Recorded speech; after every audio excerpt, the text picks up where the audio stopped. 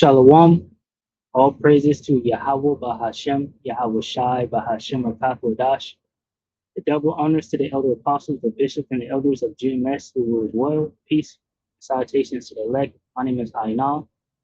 The title of this video is An End is Come, the End is Come. It watches for thee, behold, it is come.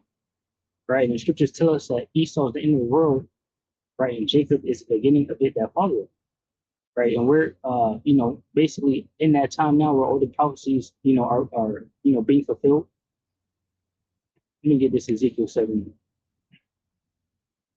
Ezekiel 7 and 5, it says, thus said the Lord Yahweh Bashmi Shai, and evil and only evil, behold, is come, and end is come, the end is come, and watches for thee, behold, it is come. Right? And just giving out the warning. This will be a real quick video, regarding the things happening in the world right now that's leading to destruction, turmoil, right? This is in the GNT, second Edges 15 and 14. It says the world and the people in it are doomed.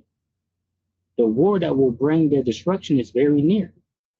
Nations will arm themselves and fight against other nations. There will be great political turmoil with one group trying to overpower another and gain control. And that's something big that's happening. They're saying a lot of this that's happening regarding what Trump is doing is because the 2026 midterms, which take place in November, and is projected that he's going to be losing that. So he's doing things to try to halt or stop that election from taking place. And the scriptures talk about that here. Verse 16, it says, there will be great political turmoil with one group trying to overpower another and gain control while ignoring the legitimate government. And that's that cruel Lord pursuant to Isaiah 19 that's ruling. Donald Trump doesn't care about the international law, the U.S. Constitution, UN, or anything like that. Right? It says there will no longer be free access to the cities, right? Because all of the things that's happening and taking place, and it's just a progression, right? We're warning you now before they shut down the internet and they shut down the cities, but you can clearly see where it's going. Because the struggle for power will bring destruction, terror, and total confusion wherever people live. All right. It says, driven by famine and terrible suffering, people will assault their neighbors and mercilessly plunder their possessions. Because once this government shut down, right, and there's no federal aid, and the troops are martial lawing the streets, and trade can't happen, and these different things, food won't be so easily available. Okay. It's going to get bad. And this is what these devils want anyway. They need the chaos to bring in the new world order anyway, right? So they're gonna allow it to happen, basically, right? But so they're gonna allow these things to happen. This is second Ezra 16 and 17. It says, I'm doomed. Who will rescue me in those days? Troubles will come and many people will groan. Famine will come and many will die. Wars will come and the world powers will tremble. Disasters will come and everyone will be terrified. What will people do when these disasters come? Famine, epidemics, troubles, and suffering are sent to punish and correct people. But in spite of all this, they will not turn away from their sins. They soon forget their punishment. The time is coming when food will be so cheap that people will think a time of peace and plenty has arrived, but then disasters will spring up everywhere, wars, famine, and great confusion. That's the time we're coming into now. These wars, famines, and great confusion, right? As you can see, hyperinflation and things like that are happening now. The collapse of the dollar. So that time of peace and plenty was already here. Right now we're at wars, famine, and great confusion. Many people on earth will starve to death, and those who escape starvation will be killed in war. Their corpses will be thrown out like garbage, and there will be no one left to comfort the living. The earth will be deserted and its cities demolished. There will be no one left to plow the land or plant it. Trees will bear their fruit, but there will be no one left to pick it up. Yeah, because you're not going to be outside doing your daily chores, basically, right? You're not going to see a farmer out there farming the land, because all the killing and stealing and everything that's going on. It says grapes will ripen, but there will be no one left to make wine. There will be desolation everywhere. And a person will long to see the face of another human being or even to hear another person's voice. Only 10 will be left out of a whole city, and in the countryside, only two, who have hidden in the forest or in caves. When an olive grove is harvested, 3 or 4 olives may be left on each tree. When grapes in a vineyard are picked, a few bunches may be left even by those who look carefully. That is how it will be in those days. 3 or 4 will be missed by the soldiers who search through the houses to kill everyone. Right, and a lot of those people that's going to be missed are going to be the Israelites, and more importantly, the elect, right, and their families. It says the land will be left empty, the fields will be overgrown with rivers, the roads will, and paths will be covered with weeds and thorns because there will be no sheep to graze along them. Right, and now in this time you have people, city workers and things like that to clean the roads and all of that. But they're not going to be working their regular job. It says young women will be in mourning because there is no one to marry them. Wives will be in mourning because they have lost their husband. Daughters will be in mourning because there is no one to help them. Yeah, all of y'all gonna be in help. All you women are considered daughters. You know, no one's gonna help you. You know, to protect you. You know, whatever the case may be, to help feed you, protect you from other men. You know, all the young men will be killed in the war, and all the married men will die in the famine. Now listen to my message, you people who serve the Lord Yahweh Bashmawashah. It's the Lord's message so receive it and believe what he says. The disasters are approaching rapidly and they will not be delayed.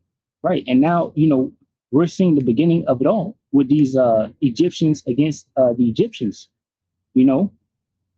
So you looking at this, you should know where it's headed, right? You know, maybe ask yourself, can it be stopped? The answer is no. There's no healing of the bruise of this place.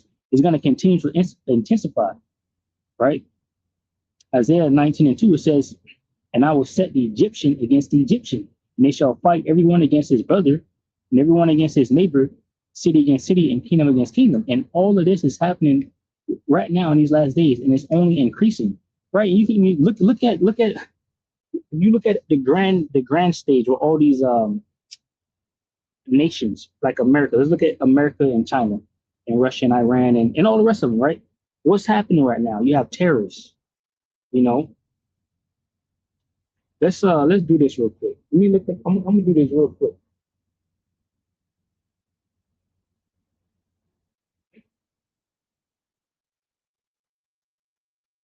Bear with me.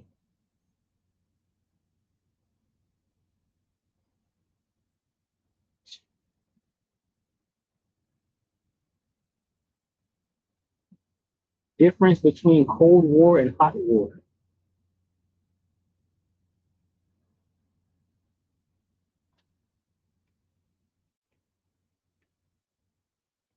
This is what's happening.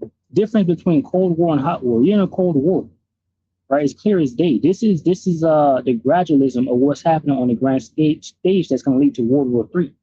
A Cold War involves intense ideological, economic, and political rivalry without direct full-scale military conflict between major superpowers. What the hell? That's what's happening right now. Terror, sanctions, taking your ship. You know, don't come over here to my side. This is my side of the land.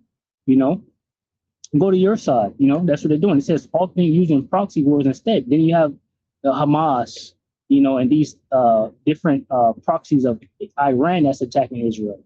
Right? It says a hot war is a direct, active armed conflict with significant immediate physical battle, bloodshed, and violence. So you're in a Cold War right now on a grand scale between the nations. It's clear as day. Right? Whatever they don't want to say it out loud because whatever the case may be, they're not ready for the people to hear it. I don't know. You know, AMP says, so I will provoke Egyptians against Egyptians, and they will fight each other. And they will fight each one against his brother and each one against his neighbor, city against city and kingdom against kingdom. And that's what's happening, right? And like I said, on a grand scale, that's happening in the real world too. The real world too. We have was Isaiah 13 and 4. The noise of a multitude in the mountains, like as of a great people, a tumultuous noise of the kingdoms of nations gathered together. The Lord Yahweh, Bashmawashah host, must with the host of the battle. So the Lord is, bringing this thing, to pass. Basically, it's happening, right? AMP, a sound of tumult on the mountains, like that of many people, a sound of the uproar of the kingdoms of nations gathered together. The Lord of hosts is mustering an army for the battle. Yeah, So that's what's happening, right? They're gonna go to war in America. It will be, you know, Egyptian against Egyptian. So I'm gonna play a short part of this, and this is just another American citizen killed here from another American. That we're going to be able to get through the terms of service. And what a lot of these people are calling for sedition. They want to overthrow the government. They want to overthrow the ICE agents, right? You get this thing over here.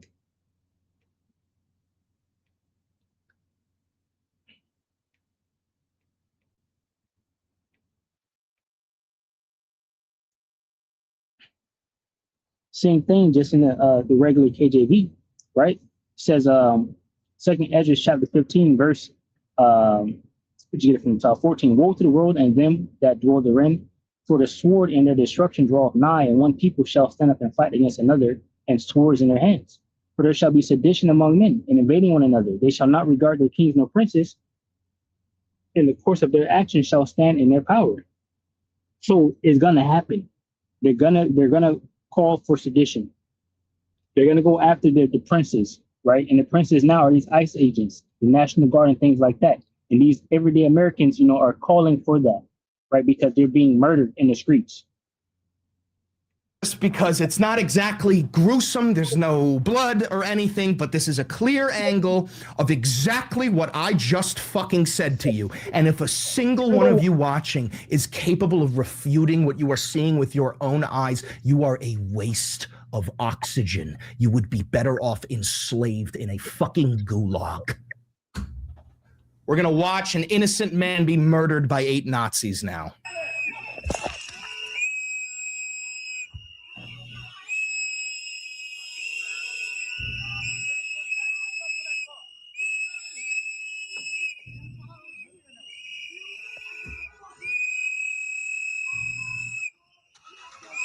Go.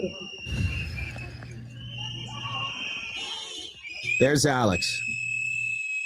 This is the victim. This is the man filming. He has a legal concealed carry firearm tucked into his waistband on his 6 o'clock, as is his right with his concealed carry permit in the state of Minnesota.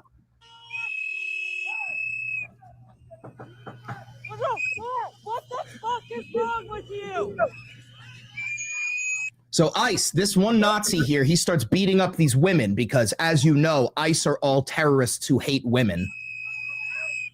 Shoves her to the ground, pepper sprays Alex at point blank range in the fucking eyes. Pepper spraying him nonstop, trying to shove him to the ground, still pepper spraying him, still pepper spraying him, still pepper spraying him. Alex is trying to save this woman because he's a fucking ICU nurse. It's in his nature to save people. You know what's in the nature of these fucking Nazis? To kill people, to rape people, to ship them off to concentration camps. Friendly fucking reminder, there's no such thing as an innocent ICE agent. And you, who's watching this, whose family member is in ICE, that includes them. That fucking includes them. And it includes you. You're a fucking collaborator. People. What the fuck is wrong with you? So now I'm counting, let's see, 1, 2, 3. Honestly. Let's see. 1, 2, 3, 4, 5, 6, 7 Nazis. An 8th one will come in. They now have Alex on the ground and are beating him. This man here will now confiscate Alex's gun, which is a violation of his Second Amendment rights. This man is pistol whipping Alex in the fucking face. This man has removed the gun. Now somebody screams, gun, gun, gun. That is a lie. Alex does not have his firearm. His firearm has been illegally confiscated by the Nazis. You will now watch them shoot Alex while he is lying face down on the ground defenseless 10 times. Do not look away.